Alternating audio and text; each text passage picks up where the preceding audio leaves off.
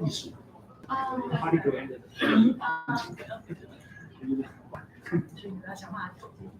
没有，你就看我今天的开销。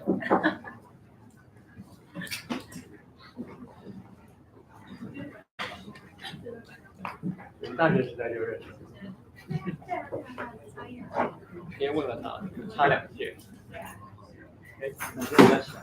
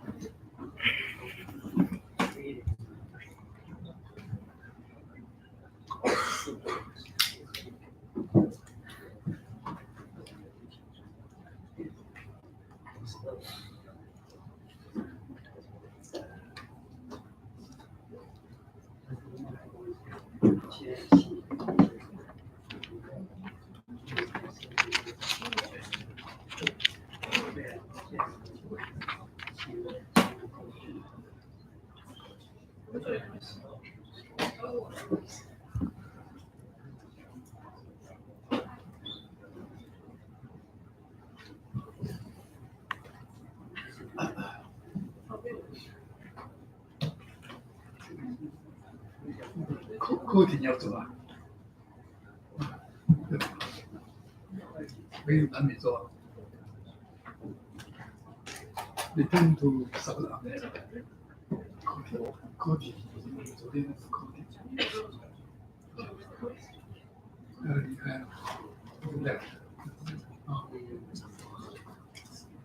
Left back to subject. 课题。Yesterday,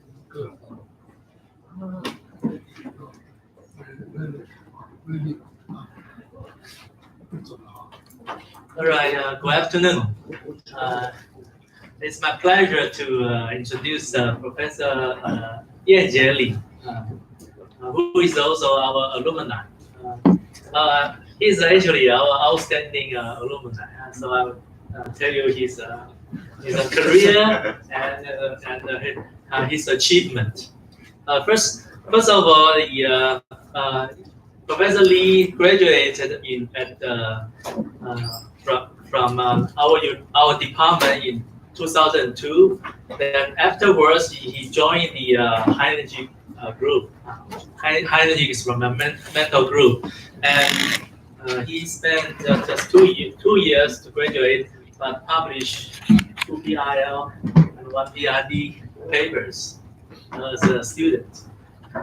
And then after this 2-year military service, he went to MIT for his higher education career, and he joined the CMS experiment.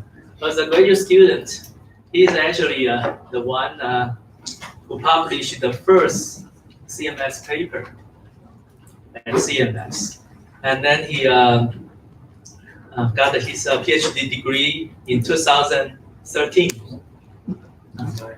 Oh, sorry, 2011.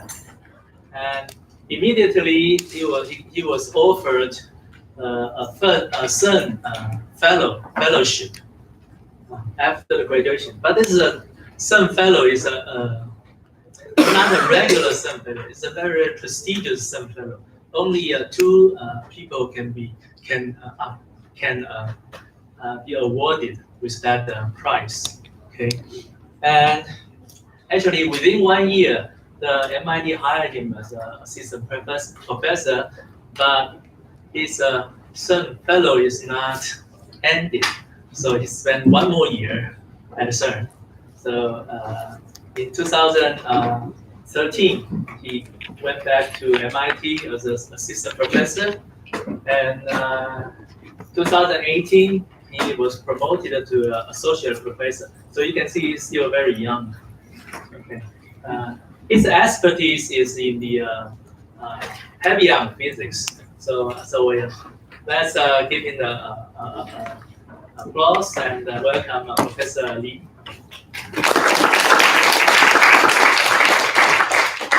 Thank you very much for the introduction. It's my honor to come back to.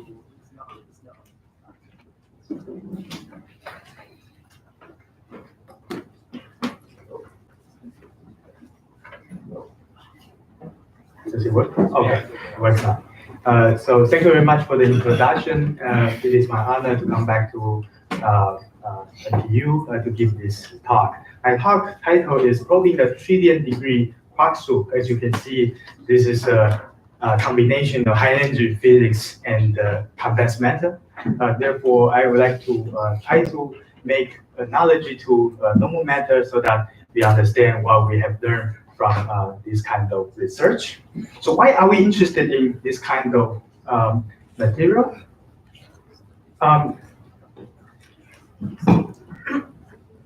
Okay, so this is actually the phases of QED matter. QED means electromagnetic interaction. And you can see that it gives us really rich physical phenomena. And the interesting thing is that QED is really well understood. Given that, if you are asked to predict a liquid state, it is actually incredibly hard without experimental input. Now the question I'm trying to ask is, what will happen if I change the force from electromagnetic interaction to strong interaction? The strong interaction is actually much more richer than QED, which you only have one charge, and the photon doesn't carry charge. In QCD, which is a quantum chromodynamics, quark and gluons carry 3 kinds of different charges, and also the mediator gluons also carry charge. So you can imagine that must be a much richer world in terms of the phase structure of the QCD. So that is actually the motivation. It was motivated by T.D. Lee in 1975 to study ultra-dense QCD matter. And the idea is different from the high-energy physics end, which is actually trying to deposit huge amount of energy in a smaller and smaller volume so that you can excite new particles from vacuum.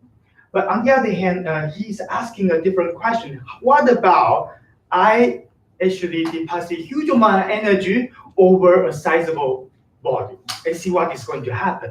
So that is actually the original idea. So there are 2 ways to create this kind of ultra-dense QCD matter. So one thing we can do is to increase the temperature, and due to the fluctuation, quantum fluctuation, you can excite quark and anti-quark pair.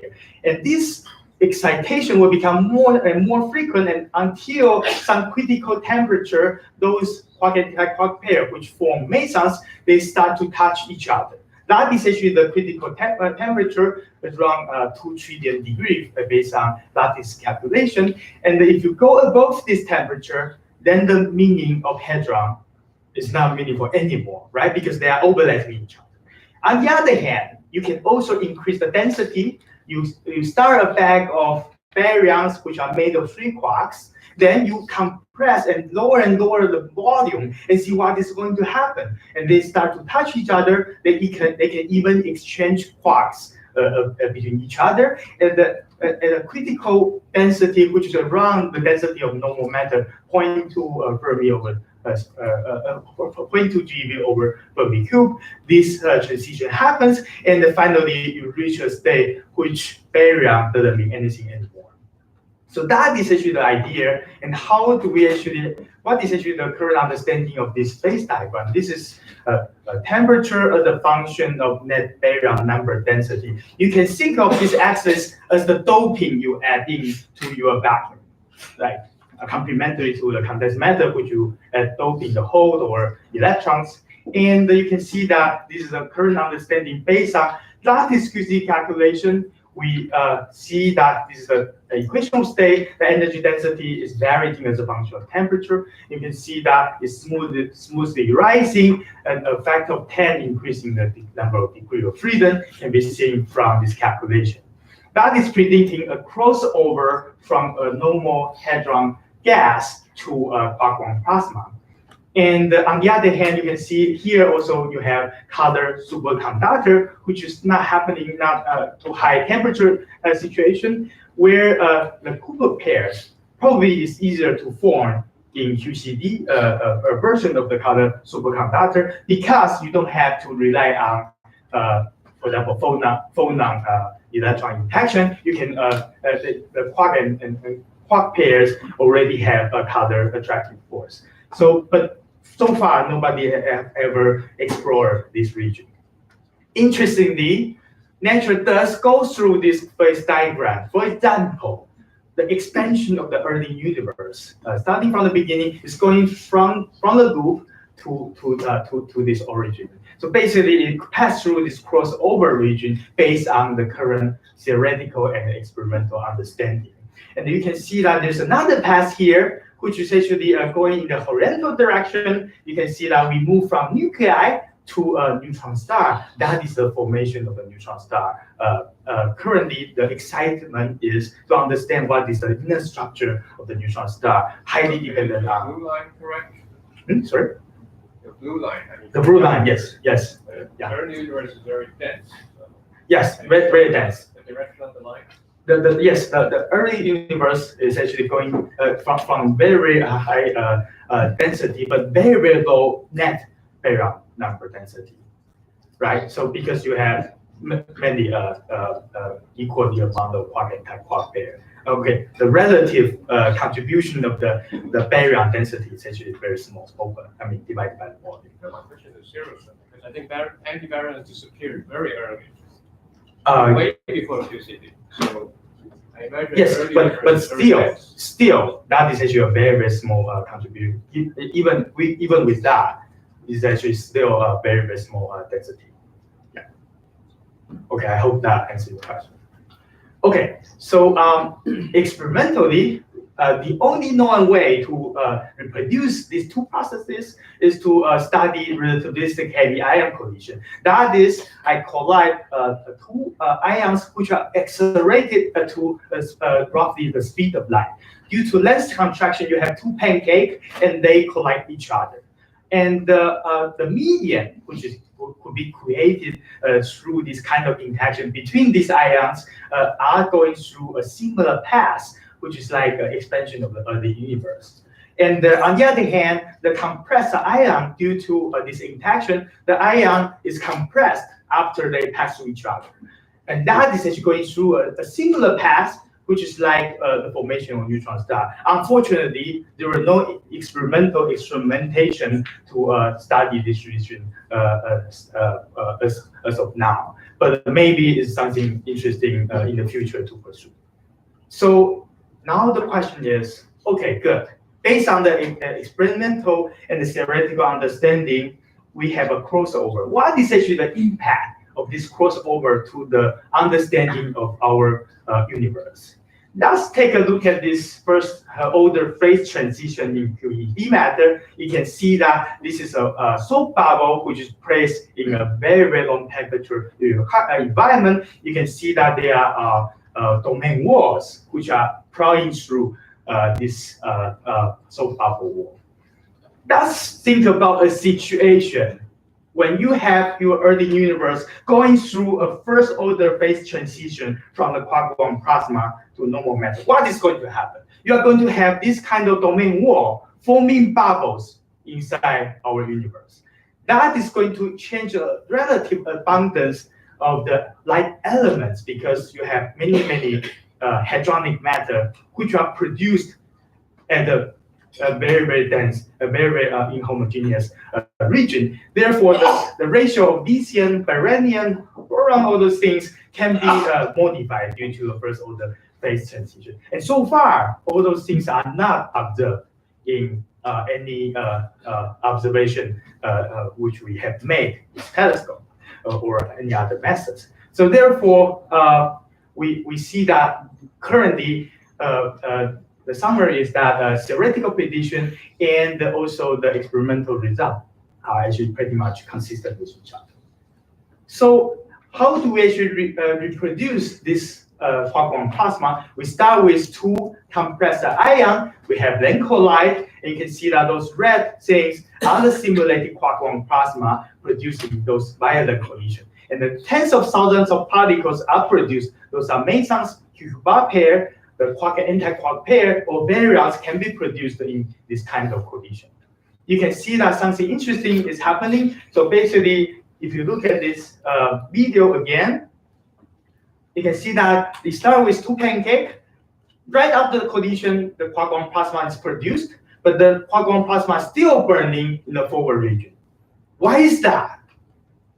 Can somebody answer me this question?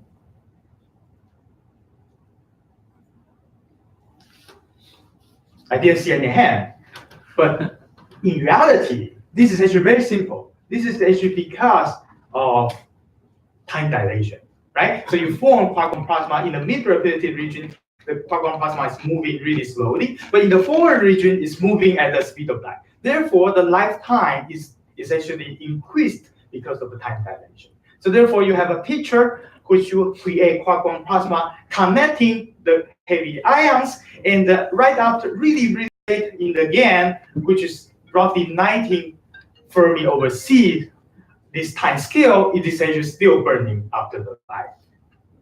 So that is actually the big picture and the big idea. We realized this. The first dedicated heavy ion collider is the relativistic heavy ion collider, the RIC, which is operational since 2000, and it is located in Long Island in New York State in the US. It collides both ions from 7 to 200 GeV collision energy. And our group actually is proposed the Phobos experiment and currently working on Phoenix upgrade, which is Phoenix experiment at RIC. And the high energy or high temperature frontier is the Large Hadron Collider. And that is exactly the same collider which the NTU group is actually working on that extensively for the discovery of Higgs and for the search for the fourth generation quark. And you can see that we use the same detector, which is a compact muon solenoid, and the Large Hadron Collider has delivered since 2010 a laser collision at various different collision energy, and that is a huge jump with respect to the RIC energy. That will create a much harder quark-gluon plasma compared to RIC, and also the LGC also delivered proton lead and the xenon collision, smaller collision system data. This is the quark-gluon plasma detector, the CNS detector, which we employ to analyze our data. It's a huge detector, 5-story tall, and 14,000 pounds. It's a huge detector, and basically the ion beam goes in and out in this direction, and it produces particle, which is actually going in the transverse direction and going through all those detectors. And we can actually measure the energy flow. We can measure the individual particles, the direction, and the momentum of those particles. And we try to understand what is going on. So let's take a look at one example laser collision event. It's almost like a Christmas tree. It's crazy. What is going on with this? This has basically 13,000 particles produced. That is actually all those particles we can see from this picture. And it has a huge amount of towers lined up. That is actually the measure the electromagnetic and then hadronic energy. And that is actually what the event looked like. So when we actually first take this data in 2010, my colleagues were asking me, Oh my God, what are you going to do with this, right? How are you going to understand this? The good news and the bad news is that you have so many particles, so the reconstruction of this event is incredibly difficult. But the good news is that you can use statistical method to understand even one event. That is actually pretty cool, right? So let's take a look at how difficult is it to reconstruct quark-gluon plasma with the CNS detector. This is the size of the CNS detector. It's an order of 1 meter. The size of the quark-gluon plasma is of order of 10 Fermi. So that's actually a huge number of order of magnitude. We try to measure all those particles with the detector, then we extrapolate back to see what is the property. How crazy is that? It is like you place photon detector at the edge of the universe, you measure all the photons emitted from the solar system, then you try to resolve what is the inner structure of the solar system. Wow, we are doing that. And indeed, we learned a lot. We are very creative and we tried all kinds of different things to extract information. So one of the most simple way to extract information is to count the number of particles, right? So you can count the number of particles, what can we get? We can know what is the particle production mechanism. We can know what will be the total energy, which is actually radiated from the quark-gluon plasma, right? So we have measured this, and we found that the total number of particles produced in head-on collision is roughly 400 times of the proton-proton collision. For each ion, you have 208 ions. They are colliding each other. So therefore, 400 is an incredibly small number. Why? If the particle production is like breaking the glass, you have 200 glass balls, they are hitting each other and fragment into pieces. You will expect this increase of the number of particles to be much, much larger than 400. That is telling you that the particle production is not like breaking the glass so that it fragments into pieces. That will lead to an exponential increase due to multiple scattering, multiple detection. Instead, we see a much smaller value, which is 400. What does that mean? This means that the particle production is more like liquid radiating particle. Okay, so it's not very, very exact, but that is actually the physics intuition you can get from this number. And also, in addition to that, you can see that the energy density at 1 Fermi over C, you can calculate that, and that is 12 GeV per Fermi cube. That is 20 times denser than a proton. Clearly, at early time, as short as 1 yacosecond, it cannot be described by hadrons. That it is actually very, very clear. So what else can we do to understand these collisions? One thing you can do is you take that collision with finite impact parameter. That means they don't collide head-on, they collide with impact parameter, finite one. That means you are going to deal with a quark-gluon plasma with a cross section looking like an almond shape. Okay, so this almond shape since this is a quark-gluon plasma, it has a meaning of pressure, right? So outside of the quark-gluon plasma, you have zero pressure, and inside of the quark-gluon plasma, you have some pressure. This means that you are going to see large pressure gradients difference between the horizontal direction and the vertical direction. So therefore, the expansion of this median will be much more like the expansion of ultra-cold atom. For example, this case is a lithium-6 released from the laser trap. You can see that this liquid is actually expanding like a pressure-driven wave. That is actually exactly what we see in our data. If you look at the angular distribution of the particle, in phi, you see a huge modulation as a function of emission angle. That is actually very exciting because that means we see a pressure-driven expansion in our system, and that means there must be some early hydrodynamization. Okay, hydrodynamization may be foreign to you, but what I really mean is that it's moving toward similarization. Okay, does that mean more to you? Maybe. Okay. All right. So good. So now we have the Musso angle distribution. We can try to do a decomposition. This slide is very important. So please take a look at this slide. So I take the angular distribution of my event. I do a Fourier decomposition, and I'm going to get my Vn value, which is just the coefficient.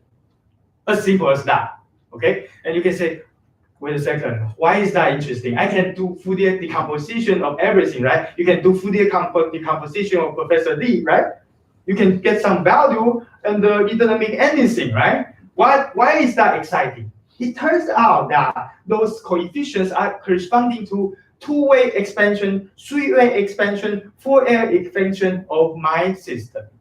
You can factorize them out and see what is the magnitude of them. And the excitement that idea is proposed in our group, the excitement is that you have much more handle on the initial state, which is actually the position of those ions, how the mountain and valley of the Quark Brown density is distributed in each of the events. You can extract that through this kind of decomposition. Okay, so now you have this Vn defined, and you can see that if you make a measurement of Vn value as a function of n value, that is actually very similar to the power spectral analysis of big bang. We have many big bang, many small bang. We have only one big bang. You analyze the angular structure, angular scale of magnitude of the power spectra. You can get information about inflation, sound wave, geometry, barrier contribution, and the later part of this spectra is for cross-check. Very similarly, the V2, which is actually the two-way expansion, is very sensitive to the lead ion collision geometry. So you get geometry information, you get fluctuation, which is actually the mountain and valley, the density of the Quark plasma, and how they and also the transport property, which I will go through in a second. And finally, the cross-check, which is actually the higher order. How are we going to get some sense about how we can learn about the transport property?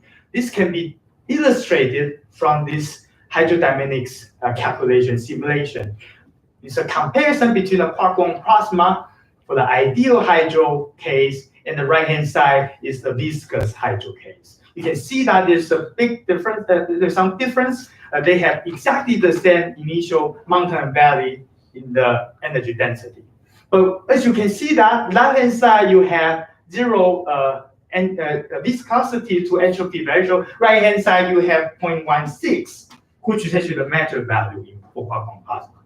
You can see that this structure is much more angular distribution is much more smoothed out due to the existence of the viscosity in this system. So therefore, you can see that through the analysis of the angular structure, you can actually constrain the shear viscosity of your medium. So let's actually take a look at what we actually do. So we don't look at this equation, although this is a physics talk, so I have to put some equation on the board. So we use the lattice QCD-based equation of state. We put it into this equation. Then we do a global feed to the data, and we can actually extract the shear viscosity and the bulk viscosity, which give us the medium property. So now we come back to the original question: why do we do this Fourier decomposition? Why are they meaningful? The excitement is that if you do a full calculation based on hydrodynamics and also lattice QCD-based equation of state, you can reproduce almost all the data with a lead collision and also with smaller collision systems. And there are many other data which this model can reproduce. It's very similar to the situation where we understand our cosmology modeling. You have something which agree with the data equivalent to very good precision, and that gives us some confidence that the Quark plasma is produced. Of course, everybody in the field is always asking ourselves whether we have created the Quark plasma. But this gives us a lot of confidence. If you compare the quark-gluon plasma extracted shear viscosity to entropy ratio to other systems like water, like liquid helium, like ultra-cold Fermi gas. You can see that this is the liquid which is actually closest to the perfect liquid compared to all the other known fluid.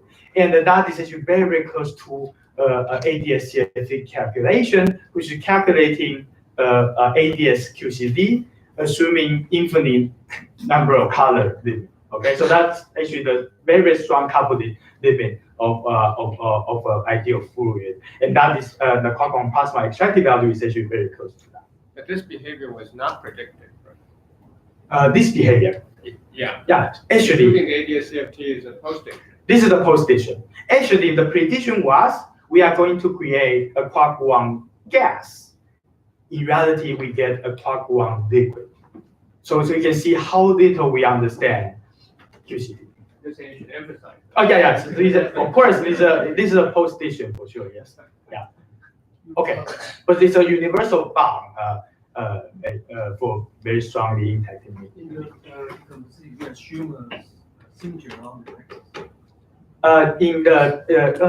It depends on how detailed your modeling is. It can be asymmetric. That's what you have done.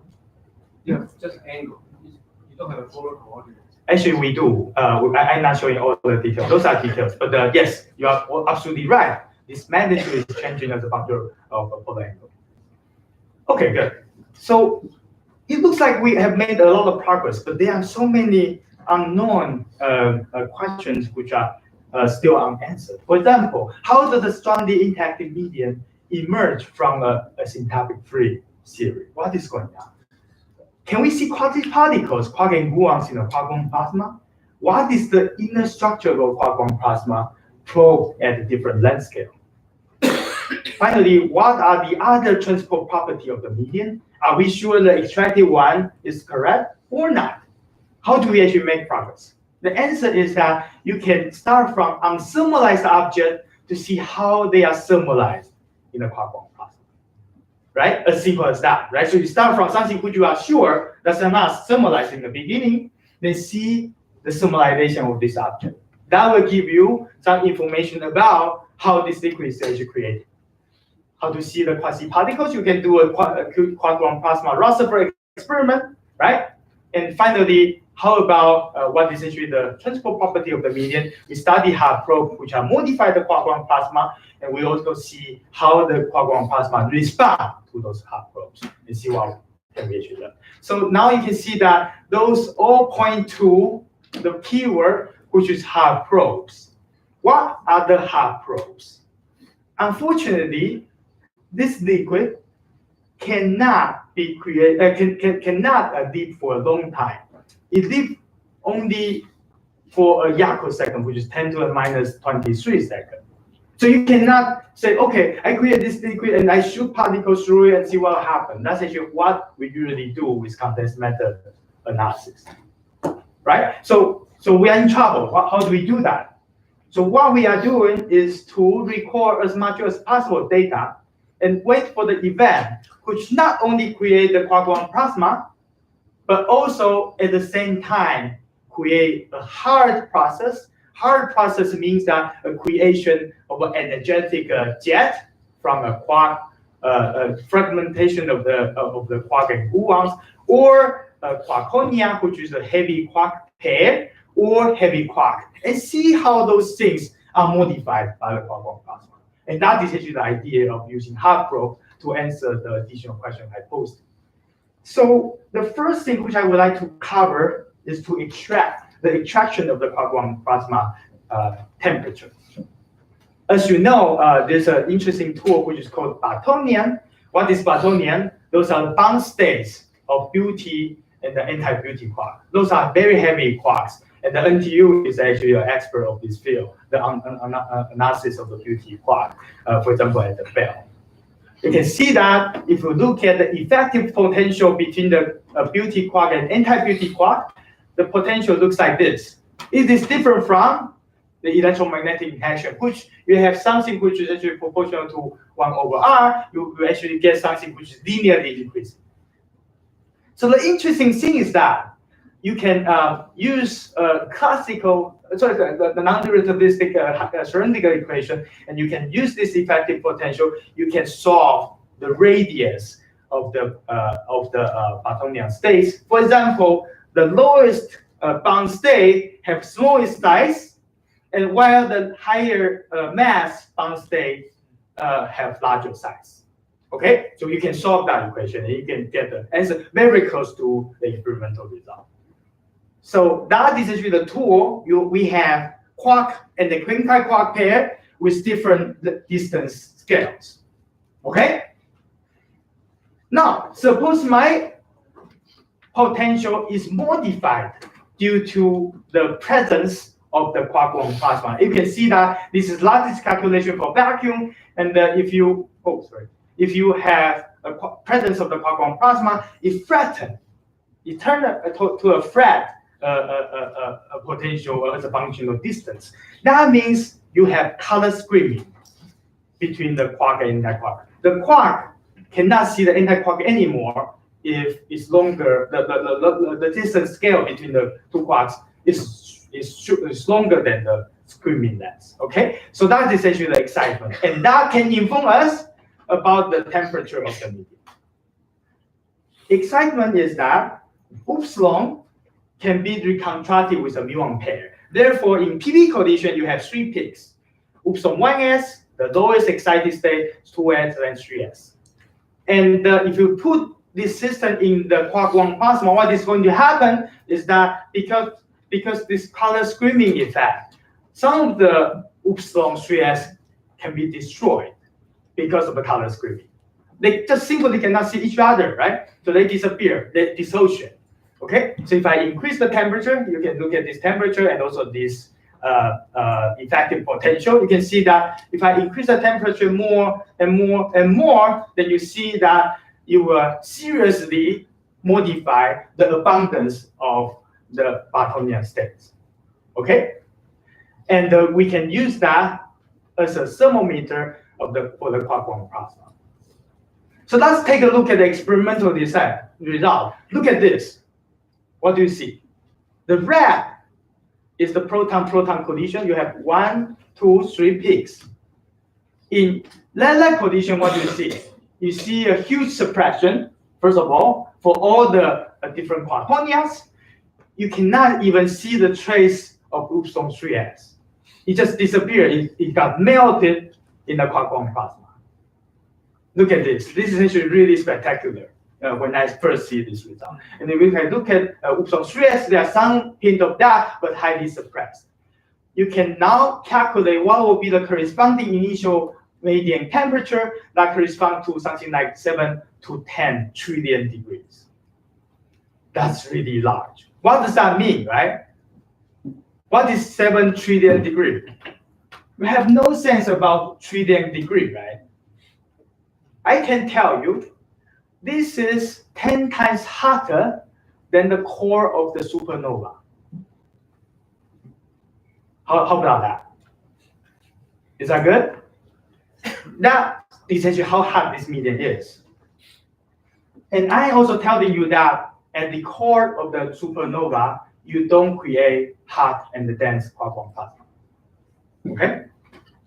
So there's another thing which you can do is to look at the diffusion power of the quark-gluon plasma. For example, I can now, instead of looking at the quark anti-quark heavy quark pair, I look at one single heavy quark. Why do I choose heavy quark? It is because it's heavy.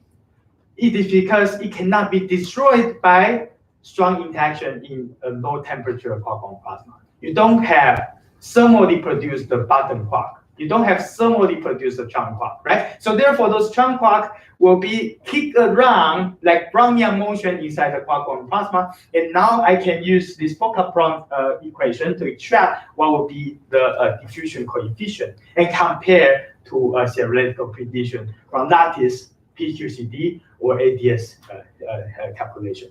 As a reminder, this is the V2, which is characterizing the amount of anisotropy through this pressure-driven expansion.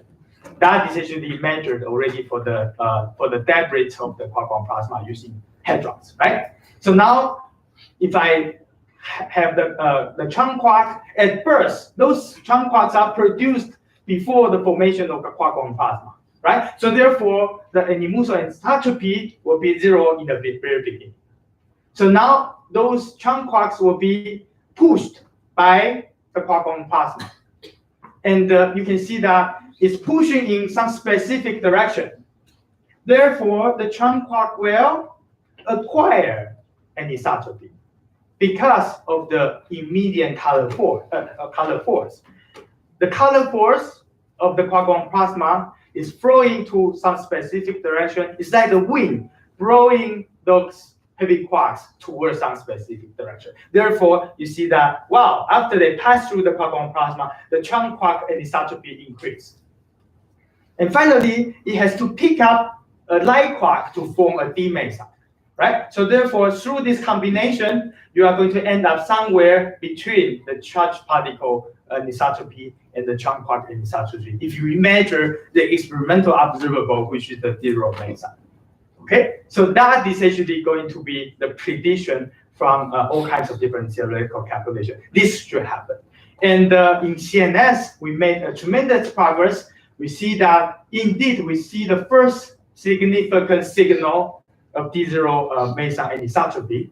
It is actually smaller than the charged particles, which is actually coming from the debris of the quark-gluon plasma. And you can now backward engineer those are predictions before the measurements from a PQCD-based calculation, which is definitely wrong, right? Because PQCD should not work at such kind of small scale. And of course, also the lattice calculation, unfortunately, for the experts, those are quenched calculation. Okay, so there are no unquenched calculation for the moment. And finally, also the ADS prediction. And you can see that the extracted value, which is actually based on this Duke model extraction, is currently based on our data, is consistent with lattice calculation. And also the ADS calculation, which is actually truly exciting. That is actually verifying the immediate color force, which is actually like a wind blowing the heavy quark towards some specific direction. Finally, the last topic I would like to talk about before I jump into other things is the quark-gluon plasma substructure. What we are doing here is a liquid. It's a liquid. It's not a plasma. The name is really wrong. But what we are seeing here is a quark-gluon liquid, and it is a quantum liquid.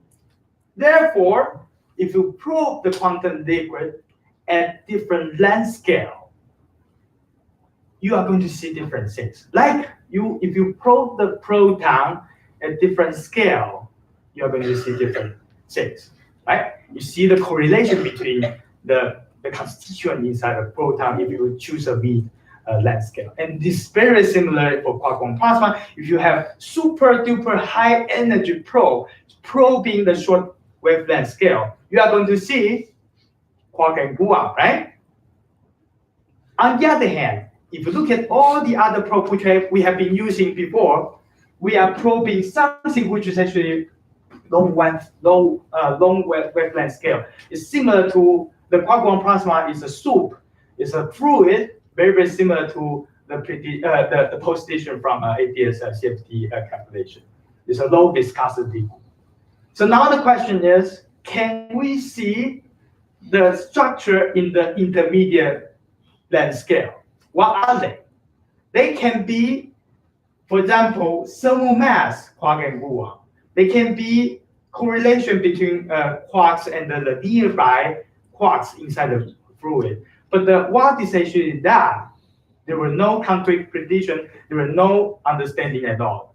This means that we only know two extreme cases from our intuition, also from the experimental data. The question is, can we actually see additional quasi-particle or structure in the quark soup? That led me to the study of the jet quenching. So you can see we made a tremendous amount of progress by shooting the target with a selective hard probe For example, we go through from atoms to nuclei, nuclei to nucleons, nucleons to quarks. And Bjorken actually proposed in 1982 to study jet quenching to have energetic quark passing through the median, and they'll try to use that as a probe to reveal the fine structure of the quark-gluon plasma at the different length scales. That is actually so-called the jet quenching.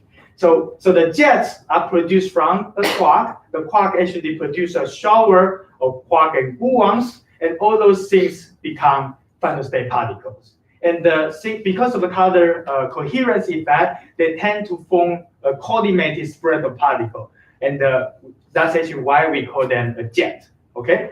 And experimentally, we can actually measure the direction of the jet and also the energy of the jet. So let's take a look at immediately the result. If you compare, this is actually a calorimeter energy measured with CNS. The beam is actually going into and also outside the board. So therefore, initially, there's no momentum in the transverse direction of the incoming beams, right? So the transverse direction momentum sum is 0. It's converged, right? So therefore, if you look at this, you have one jet here, the other jet there, they balance each other. Very good, right? Because you have a quark and the anti-quark pair maybe produced in a PP collision. Wonderful. Let's look at the Lambda collision. When we turn on the machine, a lot of event looking like this is appearing. Okay, so if you are working on high energy physics, you say, oh my God, this is monojet, new particle, right? So that's actually why the CNS spokesperson is sitting in the counting house for two weeks, just to understand what the hell is going on with this. Okay, and it turns out that fortunately or unfortunately, if you count all the momentum of the particles, which is actually a method proposed by our group, if you count that, you see that the momentum is conserved. So therefore, there's no new particle produced. On the other hand, you can see that this shows you that the away side, okay, the other side, quark, is so much stopped, so much destroyed, such that it doesn't show up anymore as a jet. That is actually the really very, very exciting direct observation of the jet quenching with CNS detector. So this shows that the stacking power of the quark soup is incredibly strong.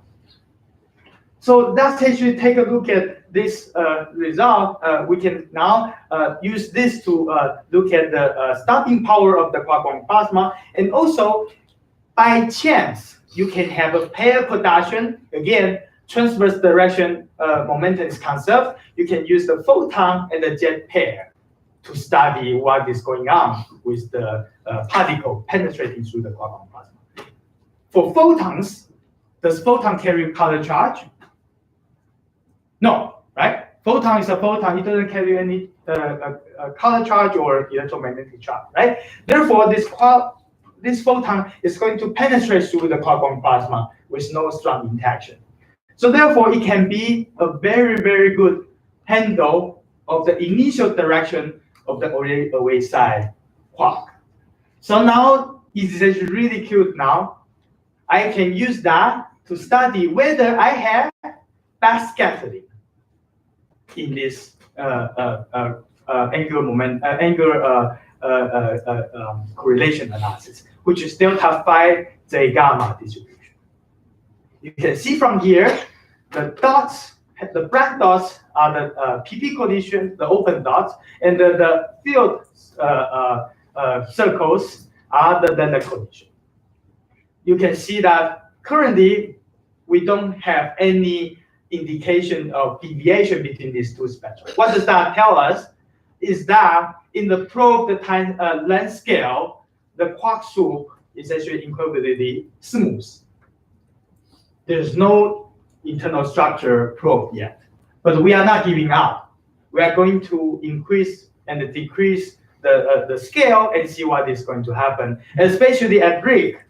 where the initial state radiation effect, okay, for the experts, are small. Therefore, this function, which is much more broadened at the LGC energy, will be much closer to a delta function because of the smaller initial state radiation effect. The photon is partially a hadron. Yes. So does this imply that photon you detect is coming from near the surface of the spot one object? The photon is actually coming from the hot scattering of one I'm of. saying if it's deep inside Yes, the yes. spot one object, it would be stuck just like what you described on the other jet. The photons actually doesn't interact with the quark-gluon plasma strongly, right? So therefore, it will penetrate. The photon, at least what I learned, the photon actually does have some hadronic structure. It's incredibly small, and yes, you are absolutely right. The order is really very small. It depends on the time frame. It depends on the frame. In that frame, I think it's that component is small. Right. Those can happen at the NeV scale. Okay, so I mean, you are absolutely right. They are modified, but it's a very small modification, very indirect. Okay, so it's not a problem in the scale we are talking about, which is tens of GeV of energy loss. But yeah, recent excitement, which is a sidetrack of this talk, is that we do see this effect in the new data. But that's actually other things which we will not cover today. Is it a surprise to see no backward scattering in PP? In PP you do have, right? So those are the data points which are very little contribution. Yeah, you're right. It has to happen because of the initial state radiation and also multi-jet production. Okay, good. So we are not giving up. Of course, we are going to follow this up with higher statistics data to show if there are any visible deviation between these two spectra, and also study this with Linux. And finally, we go to the jet shape. You can, instead of looking at the whole jet, which is bounced back by the quark-gluon plasma, you can also study the jet internal structure, all those internal patterns, how they are bounced back and forth by the quark-gluon plasma. So that gives me the motivation for study of the jet shape. You can see that this is the energy distribution as a function of R in PP collision, and because of the interaction between the quark-gluon plasma and the constituent, it can get broadened. Okay, because of the conditional energy loss or radiative ones. Those are details, but they can be broadened by the quark plasma. If you look at this, if the median is also responding to the outgoing energetic quark, it's like this dark, which is actually going through the water, it leaves a wake behind the dark trajectory, then you are going to see that it also contributes as part of the median response. That is actually really cool because that means you have a handle of studying sound wave or wake inside the quark-gluon plasma. Okay, in this simulation, the wake is actually traveling at the speed of half of the speed of light. So let's actually take a look at our recent result. We submitted this paper just a few months ago. You can see that left-hand side is actually the jet shape. Remember, we actually cut this in half because of the symmetry. You can see that this is a PP and this is a laser. It's actually very much similar to what we expect from the theoretical calculation. If you look at the ratio between a laser and PP, you can see that this ratio as a function of radius r, the distance with respect to the direction of the jet, is increasing as a function of r. That is actually a strong indication of the median broadening effect, and also some indication of median response. But the jury, currently this result is actually pretty new, and the interpretation of this result is actually still not conclusive. But I just want to share with you that there are recent excitement which actually give us some hint of a median response to our hard probe detected in ABR collisions. So let's take a look at what we learned from all those things. This is actually a figure which I showed you before. From the light hadron, you can extract eta over S, and shear viscosity to entropy ratio.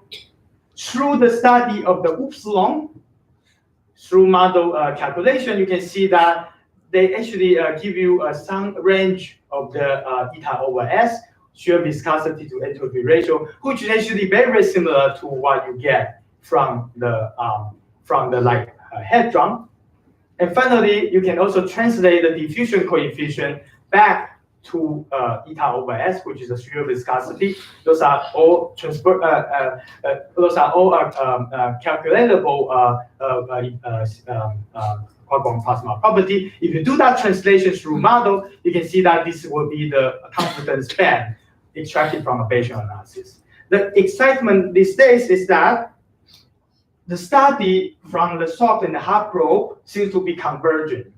That gives even more stronger support that we have seen close to ideal fluid. But of course, you can see that those confidence intervals are still having large uncertainty, and new data will help us to have a much more detailed understanding of this effect. And finally, the Jack question is telling us that the quark-gluon plasma probe at with a whole jet looking very similar to a very a smooth liquid, and we hope that we can actually make some more progress going beyond that. Now, finally, I would like to use 1 minute or a few minutes on the high density QCD in smaller system. If you look at these two figures, can you separate which one is PP collision, which one is proton lag collision? Those are special kinds of events. Those are not happening very often.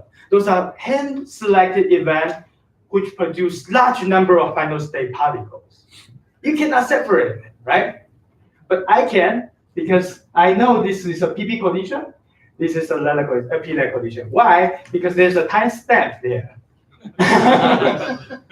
Good.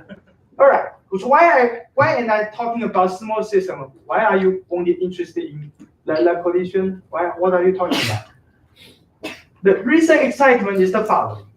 We see that if you do the flow correlation measurement in lag collision, you see this modulation, right? That's actually the famous modulation which I repeated again, right? Pressure-driven expansion.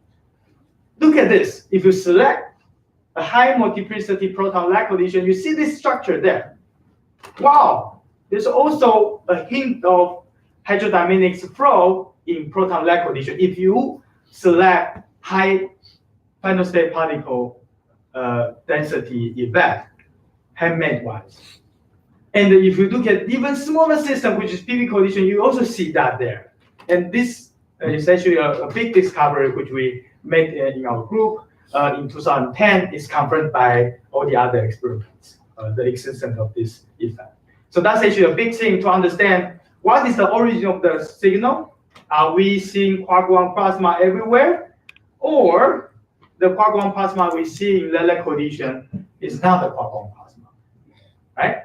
So the later one is very, very unlikely because all the theories are converging. So but there are a lot of other contributions which can happen in PP collision. For example, the initial state correlation of the gluons inside the proton can mimic this effect, which doesn't require the existence of a final state interaction in PP collision. How do we actually make progress? One possibility is to go to even smaller system, like E passing minus collision, right? Then you don't have this initial state effect to contaminate things, right? And see what happens.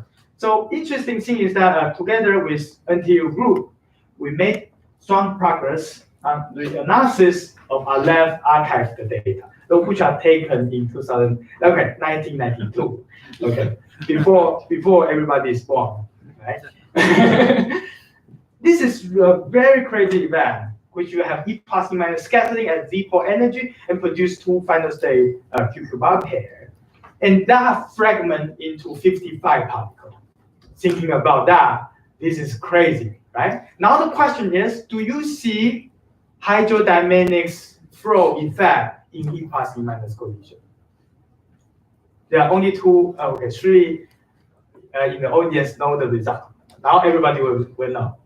Look at this. This is the result. Nothing. Wow. This is actually the first time which we turn off this signal for high multiplicity event. What does that mean? This means that if you have E plus E minus producing a showering quark and quark pair fragmenting into many particles, there were no flow correlation effect. Even if you select very high multiplicity, it's absolutely consistent with PCR simulation, which is a jargon, but that's a Monte Carlo generator without quark plasma effect. Wonderful. Okay, so that set up a new reference to collective behavior in small systems. So I have -1 minute. So this is actually the future. So as Phoenix experiment at the RIG is going to happen in a few years, the excitement is that we can now build a detector which have similar capability like CNS detector at RIG in order to do jetting through the lower temperature quark soup. To study a condensed matter material, what you would like to do is to vary the temperature, right? And see how the property actually changes. That is actually the exciting thing which we are going to do at RIG, to have direct comparison between CNS data and the S-Phoenix data. And the next 10 years, a lot of exciting things will happen. First of all, we are going to get a huge statistics jump in the collision compared to what we have now. We also will have proton-oxygen collision, which are very important for the understanding of onset of the jet quenching and also for the understanding of cosmic ray shower. And all those exciting data will start in a few years. Data taking will happen in 2021. And S-Phoenix construction will happen complete in 2021. And we will have some new data taken over this time frame to have direct comparison to CNS. So I will encourage people who are interested to join this interesting effort. So here's a summary. We have created a quark-gluon plasma in heavy ion collision with like 7 to 11 trillion degree, 20 times denser than a proton. We observed the Chang-quark diffusion with diffusion constant comparable to lattice QCD calculation or ADS-CFT. Dutch spotting power is observed, and this diffusion coefficient is very similar to the diffusion of, it's actually 100 times larger than the diffusion of alcohol inside water, right? So everybody in the room maybe slightly interested in alcohol, right? Okay. And we see an indication of median response to QGB wake. On the other hand, the understanding is still far from satisfactory. We still don't have a lot of information on the internal structure of the quark-gluon plasma, and we like to measure high precision equation of state by precisely determining the energy density and temperature of the median, so that we can extrapolate to the phase space of neutron star to constrain the neutron star equation of state. And finally, we still don't understand what is the emergent QGT-like signal showing PD collision, but which is not yet observed in E plus E minus. So therefore, a lot of work ahead. We look forward to answer all those interesting questions in these future programs at LHC and the RIG. Thank you very much.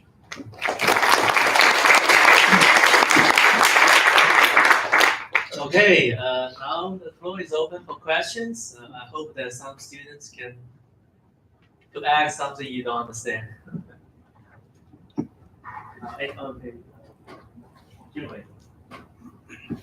In the E plus E minus collision, you didn't see the reach, but did you see the final state thermalized? Actually, that's actually interesting question. So it depends on what do I mean by the final state thermalized. So for example, if you look at the particle ratio between K-ion, pi-ion, proton, all those things measured in E plus E minus collision, it can be consistent with to a pretty nice accuracy with statistical model. But does that imply things are thermalized? I have some doubts.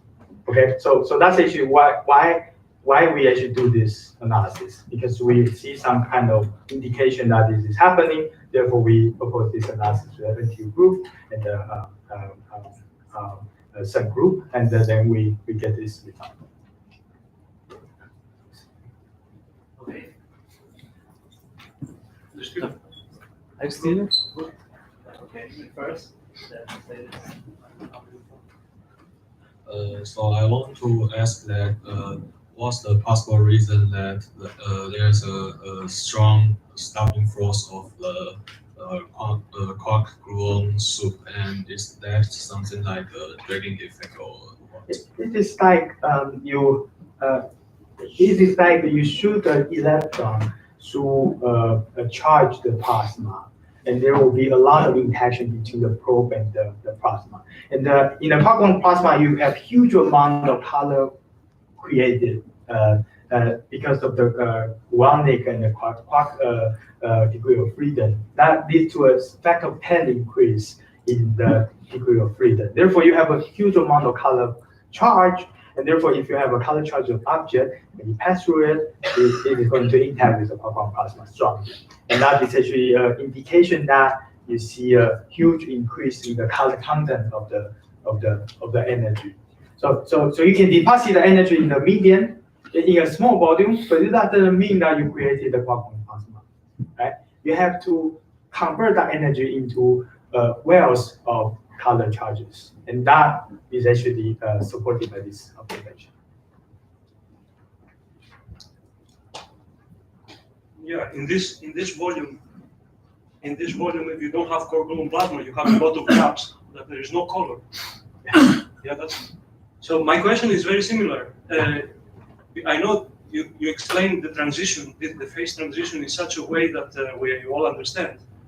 But like confinement, but really what you are actually, the transition is not actually really confinement. The confinement is this famous chiral symmetry breaking transition. So my question is also experimental.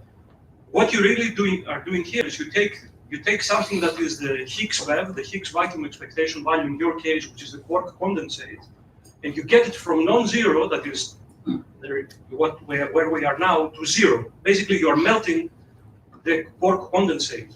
So my experimental question is, why, out of all of this data you have, why you cannot make a few points in the diagram that somehow you show the actual observable, which is the quark condensate, which is like the Higgs wave, to go to zero? I mean, why this data cannot be mapped?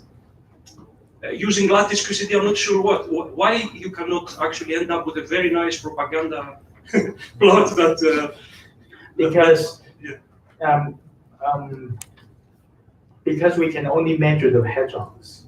We cannot measure quark and gluons. So that's actually a huge difficulty, and that involves a lot of understanding of all different parts of the evolution. So starting from the quark plasma to toward the hadron gas phase, and then toward the final freeze-out of the kinematics. And all those things are pretty complicated modeling. And that's, I mean, it's already a miracle that we are there. And of course, we would like to go one step further to really map all those phase space in great detail. But I hope that I have convinced you that we have made tremendous amount of progress over the last 10 years.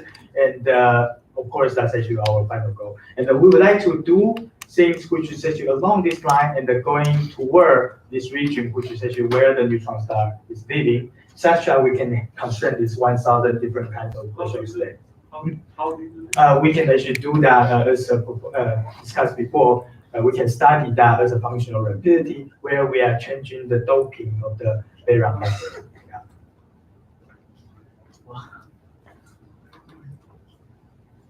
Okay, Professor Zhao. You observe the charm quark diffusion, but how about the B quark? B quark is not yet. Not yet, but yeah, it will be, right? It will be. I mean, that's actually excitement that you can actually do that with SPNIX and also future CNS. Okay. It's not yet. Yeah, it's really cool because that's a true heavy favor because charm is too light. Yeah. Just a similar question. So you got say Upsilon system. Then how about GEPSI? GEPSI is also well measured, which I did not. Consistent picture. Yes. You see a consistent picture, and actually I didn't have time to cover that, but these actually measured the Upsilon. GEPSI to 0 pt, and they see regeneration of GEPSI, which is an indication that there are some charm which is actually producing electricity energy. That's really cool. So that's actually why we want to move to bottom as well, because you will have absolutely no thermals produced bottom. Two questions. One is, do you use a neural network to select the event and the reconstruction? Yes, we do, because as you can see from here, the number of particles produced is really huge, right? So therefore, we use neural net to suppress the combinatorial background. And in the future, we would like to use unsupervised neural net to separate quark and gluon jets. But that's actually in the work, which is not yet done. Second question, do you classify the space-like particles from the time-like particles? Space-like, some virtual particles. It affect the property of the plasma? Space-like. It's not observable, then we can. Initial state, final state. They're space-like. Is it a surprise to see that there is no substructure in the quark-gluon plasma? I think this is actually a surprise because, but mainly because of the experimental issue, as I said, because of the initial state radiation before the partons collide, they radiate gluons along the way, and that actually broadened this ideal back-to-backness of the photon and the quark pair.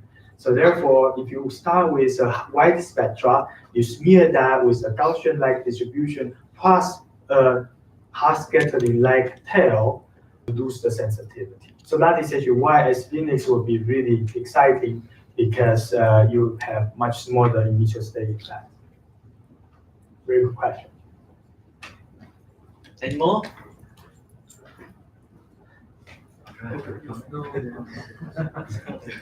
Yeah. But when I learned this quark-gluon plasma, then the best probe is the electromagnetic probe. Single photon, dilepton. But today you that's actually yes. That's actually I didn't have time to cover that. And also it is actually not the expertise of CNS. That is why. But tremendous amount of progress has been made by this experiment, which require another talk. Can you show the slide with the eta over S for water and different type of materials? Sure. Yeah. So if you look at the quark-gluon plasma curve and if you reduce the temperature, Yeah. there was a question whether the bond 104 pi is going to be violated. Yeah. So my previous post time I did a calculation. At low temperature QCD with the meson gas and it goes up. Yes, it goes up. Yes. Yeah, you are right. Yes. Yeah, I didn't go to that calculation. Yes. Yeah, I know this work. Yeah. Okay, I'm glad that we have so many questions today. Okay, let's thank the speaker again. Thank you.